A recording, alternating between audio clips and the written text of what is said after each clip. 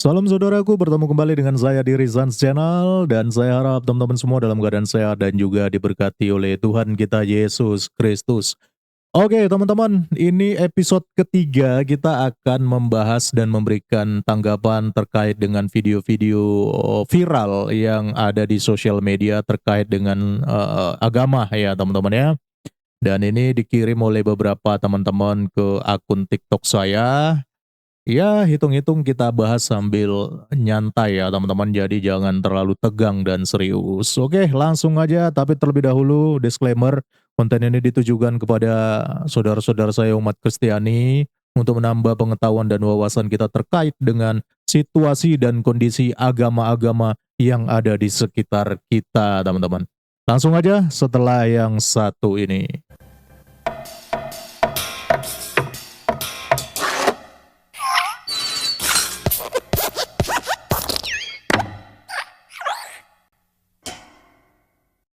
Oke, kita mulai dari video yang pertama, teman-teman. Ini dari TikTok ya.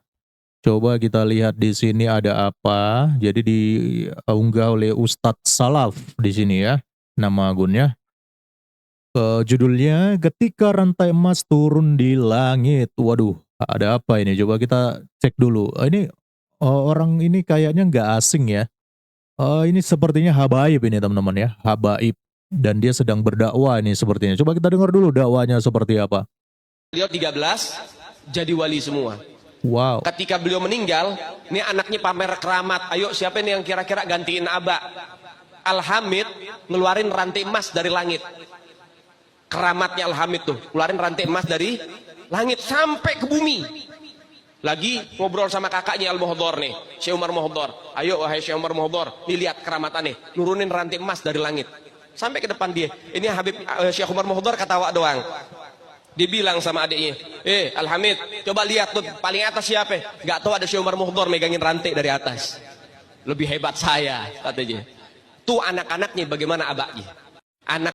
Waduh, amazing ya, luar binasa teman-teman. Ya, jadi ini habaib sedang menceritakan ada salah seorang habaib yang mau meninggal ya, meninggal dan sedang mencari penggantinya lah di antara 13 turunannya itu teman-teman ya. Nah, mereka unjuk kebolehan masing-masing teman-teman, yaitu dengan cara menunjukkan skillnya ya, skill habaib mereka ya mungkin ya teman-teman ya. Yaitu dengan cara menurunkan rantai emas dari langit. Waduh, ini rantai emas bagaimana ini bisa turun dari langit ya teman-teman. Dan ternyata mereka saling unjuk gigi di sini teman-teman. Rantai emas siapa yang lebih tinggi, yang jatuh dari langit dan lain sebagainya. Ya dari kita dengar sekilas. Kira-kira seperti itulah gambarannya teman-teman ya. Saya nggak tahu ya ini dakwah atau dongeng ya. Karena aneh aja gitu. Gara-gara dia keturunan habaib, lalu dia membuat cerita-cerita tentang habaib yang di luar nurul teman-teman ya. Dan kalau kita baca nih komen-komennya nih, ini banyak muslim sendiri yang ketawa loh dengar dakwanya habaib ini ya. Nih. Harus diluruskan dan dikaji ulang kalau dia ngomong. Bang, kita muslim tapi kita waras. Waduh, mulai kurang ajar mereka sama habaib ini ya. Berarti keturunan Hamid sekarang kaya raya mengalahi Raja Salman dan tidak terima amplop atau sumbangan lain. Nah, ini nih.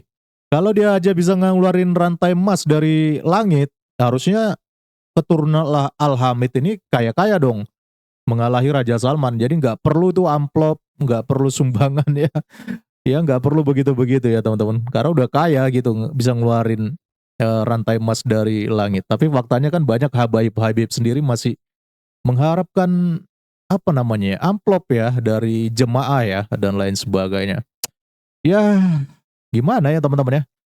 Dakwah sih dakwah tapi ya kalau mau berdongeng tuh ya hitung-hitung dulu lah, mikir-mikir dulu gitu ya.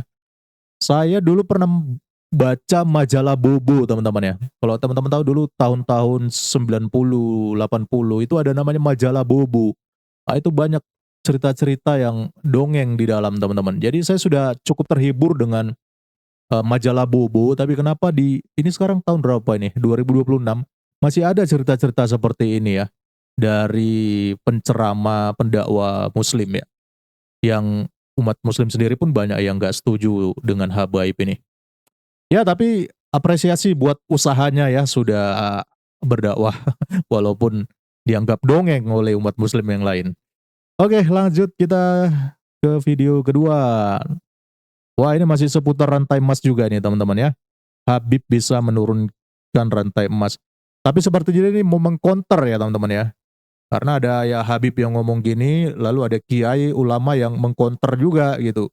Jadi mereka ini saling counter satu sama lain.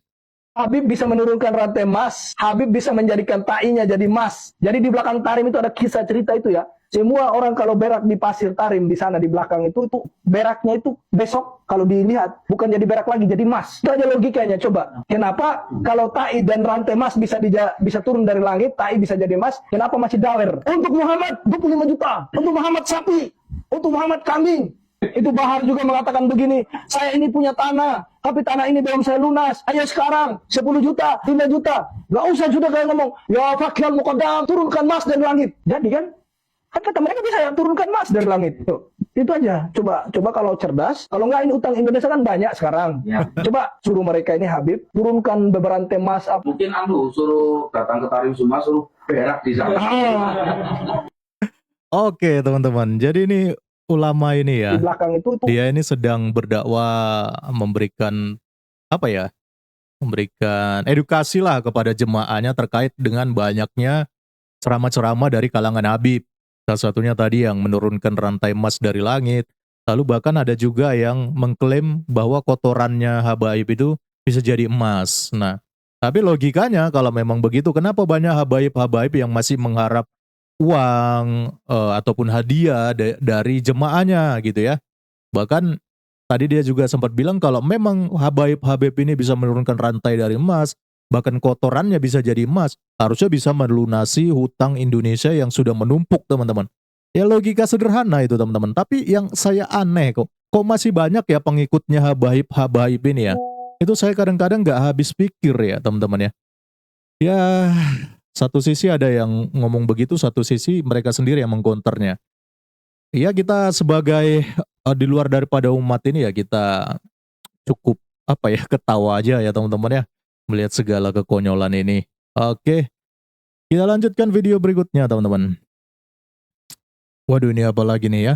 Bumi berebut kotoran dari Nabi Muhammad atau SAW. Wah kita dengar dulu. Baca kita terhadap hadis Nabi SAW, Rasulullah kalau beristinja, kalau buang air besar, itu sisanya nggak ada, kotorannya itu nggak ada. Terus kemana? Nah itulah pertanyaannya. Ada sebagian rebutan sama bumi, jadi diambil sama bumi. Kalau kita baca nggak ada Rasulullah SAW sisa kotorannya Rasulullah nggak ada. Subhanallah ya.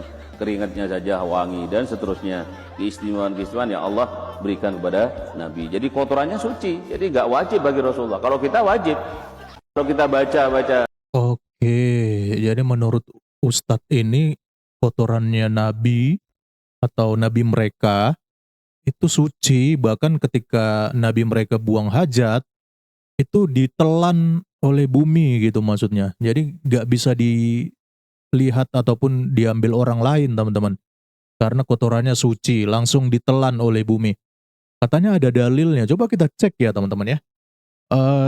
Hadis kotoran Nabi ditelan bumi. Oke, coba kita lihat ini dari NU Online. Hadis-hadis tentang keistimewaan Nabi SAW yang tak banyak diketahui. Pertama, Nabi SAW tidak memiliki bayangan. Waduh, gak memiliki bayangan. Hati tetap terjaga walau kedua mata Nabi SAW tertidur. Nabi SAW tidak pernah menguap. Waduh, gak pernah ngantuk dong ya. Semua kotoran Nabi SAW diserap oleh bumi. Nah ini nih.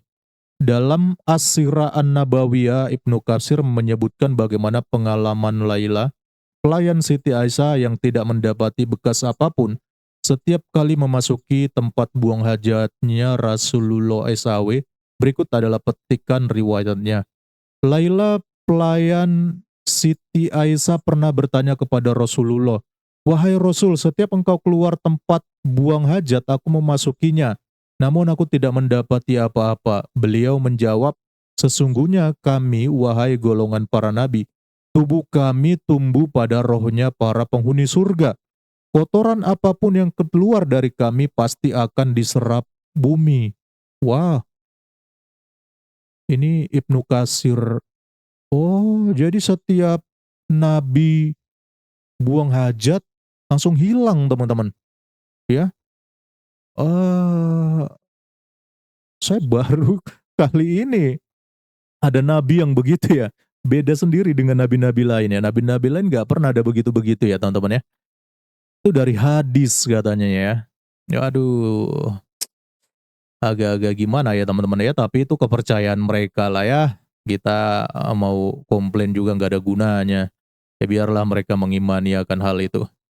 Ini ada yang komen, bisa-bisanya manusia makin pintar, cerdas, dan logis. Pantesan banyak yang murtad. Wah, ini nih. Hebat ya. Bumi itu di mana Ustadz, kok rebutan sama siapa? Iya ya, ngapain rebutan gitu loh. Kotorannya diambil bumi dong. Kalau dia berak kan nyemplung ke lubang WC dan masuk ke comberan, rebutan sama ikan lele. Wah, ini beda konteks nih. Dulu belum ada septic tank dulu mungkin. Dulu kan nggak tahu ya. Masa-masa abad ke-7 itu bagaimana konteks toiletnya kan kita nggak tahu, teman-teman. Ya kalau sekarang kan ada yang septic tank diisi ikan lele. Jadi ya dimakan ikan lele. Tapi kalau tadi katanya direbut oleh bumi ya kemungkinan ya bokernya di tanah gitu ya. Tiba-tiba tanahnya melahap itu kotoran. Kapan jadi pintarnya dibodohin sama ustadznya? Loh ya kita nggak bisa komplain. Kan itu ada hadisnya. Ya kan mereka beriman kepada hadis. Ya kalau mereka nggak pintar ya terserah mereka ya. Oke, kita lanjut ke berikutnya ya. Ini apa ini? Ateis di Inggris semprot pengikut Nabi Caboel. Waduh. Nabi Muhammad berusia 50 atau 53 tahun ketika dia, oke kita dengarkan dulu ya. That Prophet Muhammad was 50 or 53 years old when he sexually penetrated Aisha. Aisha, she was 9 years old. She was 9 years old. Wah.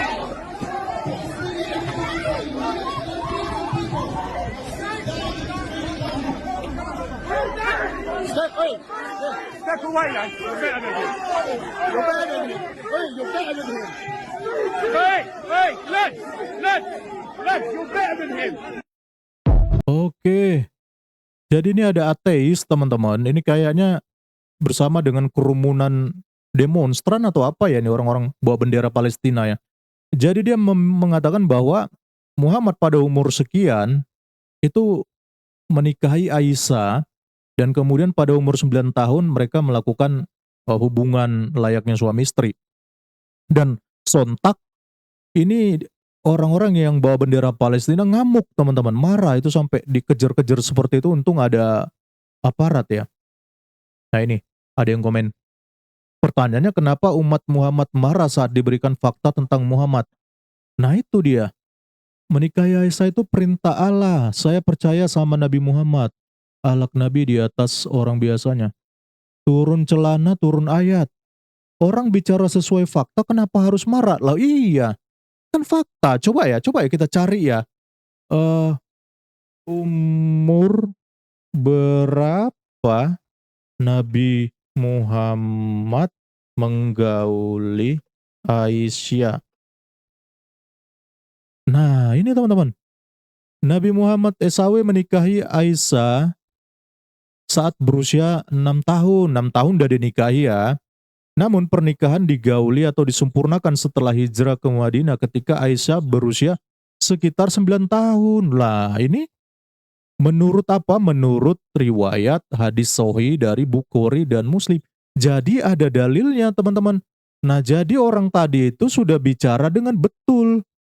Ya sesuai dengan dalil. Tapi kenapa banyak yang ngamuk ya? Loh ini bagaimana? Nah kalau mereka ngamuk berarti mereka menentang dalil ini dong. Ya, loh ini kan fakta ini. Ini ada hadis Bukhari yang mengatakan begitu. Tapi kenapa ngamuk ya? Lah ya, ya kalau kalau nggak terima ya, ya berarti kalian tidak mengimani atau tidak percaya dengan dalil itu yang mengatakan bahwa Muhammad menikahi Aisyah 6 tahun, kemudian menggaulinya 9 tahun. Ya jadi dia bener kok malah diserang. Waduh, ini kita udah tahun 2026 harusnya open minded gitu ya. Orang mengatakan kebenaran ya jangan ngamuk. Kan memang adanya demikian. Tuh kasihan. Tapi satu sisi berani juga nih orang ya. Di gerombolan orang-orang rame tadi tuh yang bawa bendera Palestina ya teman-teman ya. Untung aja ada aparat. Kalau enggak udah wah aja bisa bisa bisa ini bisa waalaikumsalam nanti Anda ini. Oke teman-teman lanjut berikutnya ya. Ini ada apa lagi nih? Oh ini ada Ipung Atria nih. Coba kita lihat ini Ipung Atria ini ngomong apa ini? Mu'alaf ini kena prank. Waduh, ini jadi ada mu'alaf nih. Oke kita dengar dulu ya. Bu, Al-Quran. ya oke, sebentar. Ibu dengarkan saya. La tadhunnu anni ji'tu liulqiya salaman 'alal ard. Ma ji'tu liulqiya salaman bal saifa. Ini artinya begini, kurang lebih, Bu. Janganlah kamu menyangka aku ini diutus untuk membawa damai di atas muka bumi ini. Melainkan saya diutus, saya datang ke muka bumi ini untuk tujuan membawa pedang. Dia datang bukan untuk membawa damai, tapi untuk membawa pedang. Jadi bukan untuk mengajak damai, bukan untuk mengajak perdamaian, tapi mengajak perang, istilahnya begitu kan. Minta tolong komentarnya atas ayat ini. Pendapat tentang ayat dari kitab ini. Ya, datang untuk membawa pedang kan, untuk memerangi. Pertanyaannya, ini ayat A yang kasar atau B ayat yang halus? Jujur, A kasar, B halus. Kasar. Ini tadi apa yang tadi? Kitab Al-Quran. Al-Quran. Ini bukan Al-Quran, Ibu. Ini Bible. Kitab sucinya orang Kristen.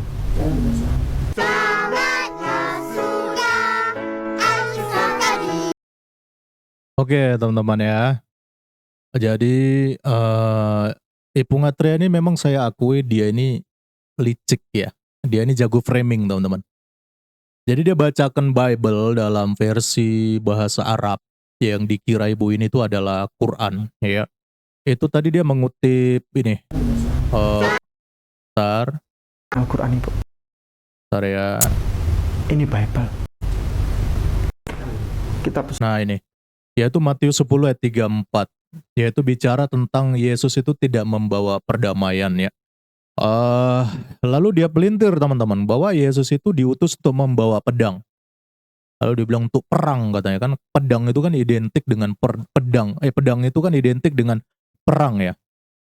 Tapi ini framing karena dia tahu ini ibu yang mualaf ini kan ya pasti nggak ngerti lah, bahkan jangan-jangan dia nggak pernah nih baca Bible nih. Dia bilang bahwa itu adalah Yesus itu diutus untuk membawa pedang. Padahal itu adalah bahasa metafora. Pedang itu kan bahasa metafora di mana Yesus katanya membawa pemisahan. Bahwa dia datang bukan untuk membawa yang namanya damai, tapi membawa pedang. Itu dalam konteks bahwa dia berbicara kepada para murid yang pada waktu itu sudah membaktikan diri untuk menjadi pengikut Kristus, yang dimana tentu nantinya hidup mereka ini akan dikejar, akan diteror, diancam dan lain sebagainya, sehingga tidak ada kedamaian teman-teman.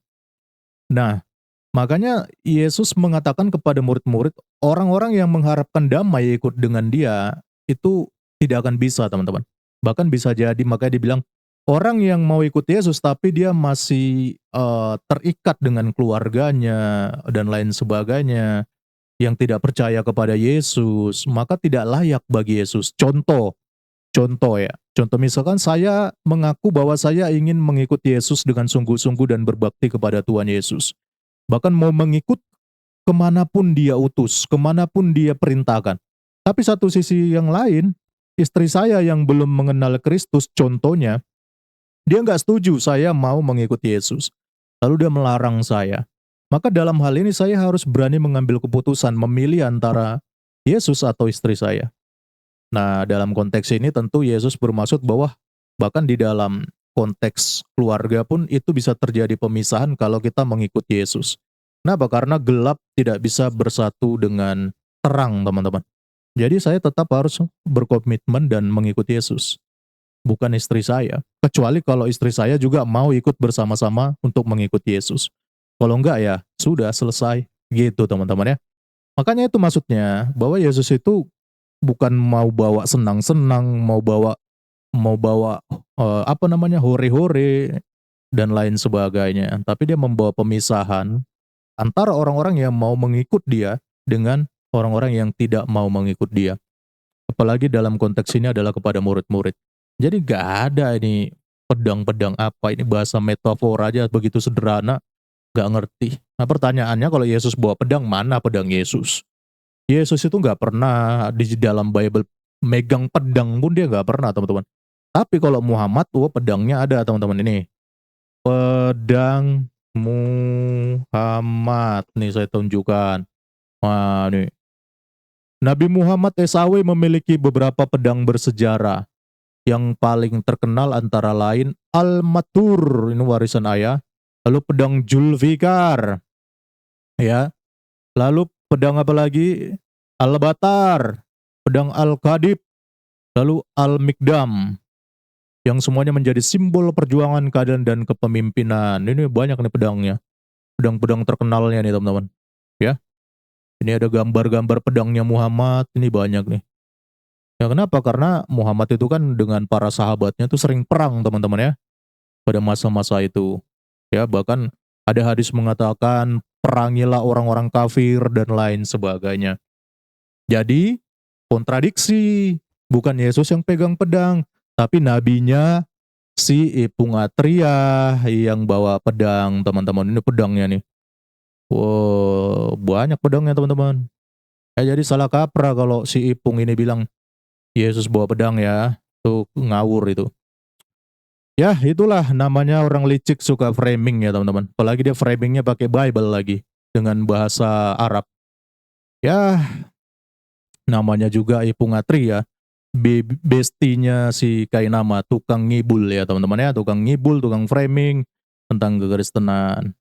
Oke lah, teman-teman, mungkin itu aja ya video tanggapan kita ya pada kesempatan kali ini. Ya, semoga dari konten-konten ini makin menguatkan iman kita kepada Tuhan kita Yesus Kristus. Ya, kita hanya membentengi diri dari framing-framing mereka, dari semua narasi mereka yang menyesatkan. Oke, akhir kata sebelum saya tutup, ada satu video penutup dari seorang ustadz. Mari kita dengarkan. Yang koruptor kebanyakan agamanya apa? Yang suka membunuh nyawa orang kebanyakan agamanya apa? Yang agen narkoba kebanyakan agamanya apa? Yang tukang backing perjudian, backing perzinahan, backing narkoba kebanyakan agamanya apa? Yang suka sogok menyogok kebanyakan agamanya apa? Tak bisa dipungkiri. Karena apa? Kita umat mayoritas kebanyakan orang Islam yang perangainya begitu. Menghalalkan segala cara. Makan uang haram, makan uang haji. Terus sekalian. Betul tidak? Yang koruptor kebanyakan agamanya apa? Oke, itu dia sepenggal nasihat dari Ustadz ini ya, yang menyinggung umatnya sendiri. Jujur Ustadz ini ya. Ya, dia bilang makan uang haram, koruptor, dan lain sebagainya. Tapi giliran babi, itu baru haram. Tapi yang lain koruptor, korupsi, yang lain sebagainya halal. Giliran babi, semuanya dikatakan haram, teman-teman. Ya, itulah teman-teman video random kita di konten kali ini. Dan bagi teman-teman yang punya video-video random yang mau kita reaction terkait dengan agama Islam ataupun agama yang suka memframing tentang kekristenan, boleh nanti kita akan tanggapi. Silakan kirimkan di TikTok saya ya, teman-teman ya. Oke, itu aja. Salam kritis. Tuhan Yesus memberkati. Salam.